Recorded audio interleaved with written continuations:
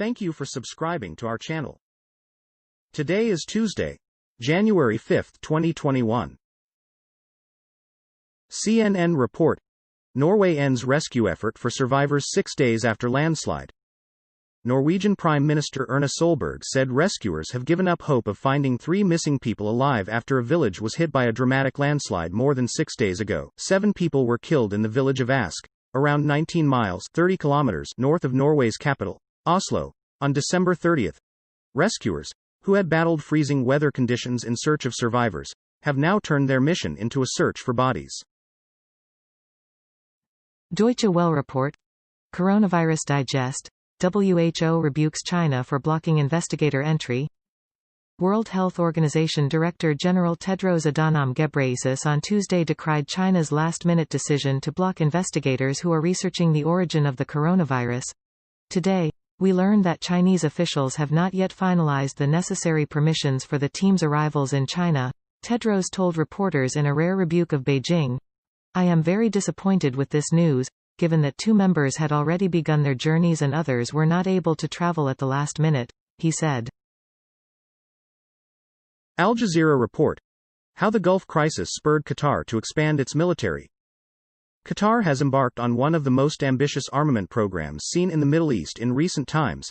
Its armed forces are growing exponentially as its air force increases in size from 12 to 96 fighter jets, with more on the way. Its army and navy have seen rapid expansion as Qatar spends billions of dollars in order to protect itself.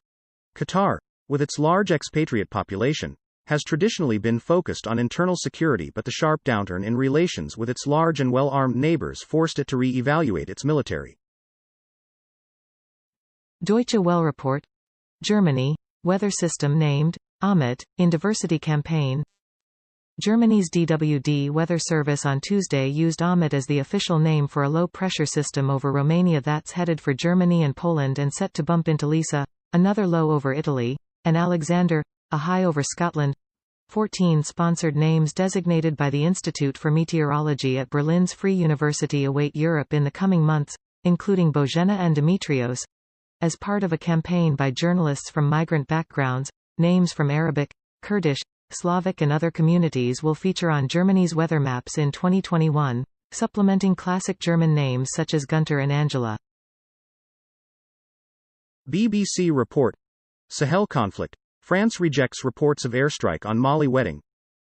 Residents of Bounty, in the central Mopti region, said a helicopter opened fire on the ceremony on Sunday. The French military, which has troops in the region, said it carried out a strike on jihadist militants in central Mali, but that no wedding was involved.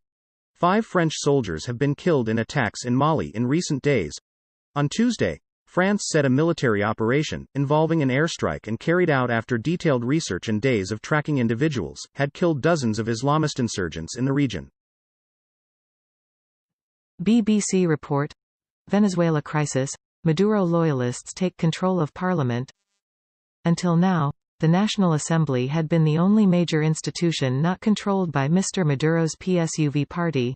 The coalition led by his party won 256 out of 277 seats in the election held in December, which most opposition candidates boycotted. The opposition has dismissed the poll as neither free nor fair.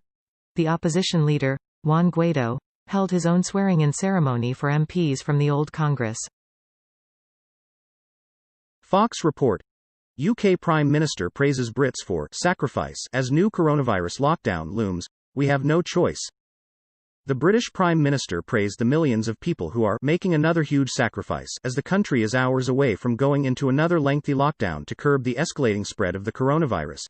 Boris Johnson's comments Tuesday come as health officials there reported 60,916 new infections on Monday, the highest daily total ever recorded in the United Kingdom since the onset of the disease, according to Sky News. Al Jazeera report: Welcome development, reaction to the Qatar GCC agreement. The Saudi foreign minister has said Saudi Arabia and its 3 Arab allies agree to restore full ties with Qatar. His remarks came after Gulf leaders signed a Solidarity and Stability agreement in Saudi Arabia as they met for the Gulf Cooperation Council (GCC) annual summit on Tuesday. Prince Faisal bin Farhan told a news conference after the annual GCC gathering in the city of Al-Ula, also attended by Egypt, that there was political will and good faith to guarantee the implementation of the agreement to restore diplomatic and other ties, including the resumption of flights. Fox report. Massachusetts veteran returns sword he stole from statue 40 years ago. Westfield, Mass. A veteran returned a sword he stole from a statue of a Revolutionary War general 40 years ago, telling the head of the Massachusetts Town's Historical Commission that he regretted taking it. Cindy P. Gaylord, the chair of Westfield's Historical Commission, said a man contacted the City Hall saying he had the sword stolen from the town's statue of Gen. William Shepherd in 1980, the Springfield Republican reported on Sunday. CNN report. Adobe Flash Player is officially dead. Here's how to uninstall it. Adobe has officially killed off Flash Player, the buggy, hated, security vulnerability of a web browser plugin that was once widely used for viewing rich content like games, videos and other media online. The writing has been on the wall for a long time. Although Flash played a crucial role in the early days of the Internet, it used to be, for example, the standard way YouTube played its videos. It has become obsolete. Fox report. Haunting photo shows man moments before plunging 350 feet to his death in Zimbabwe. A haunting photo shows a tourist stepping up to the edge of Zimbabwe's Victoria Falls, just moments before he plunged more than 350 feet to his death, according to local media.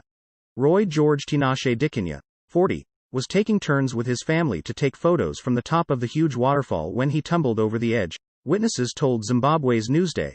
We were alerted by the woman's scream and she told us that he had slipped and fallen, one told the paper of Dikanya, who was wearing sandals and was clutching several things in his left hand in the photo. Al Jazeera report.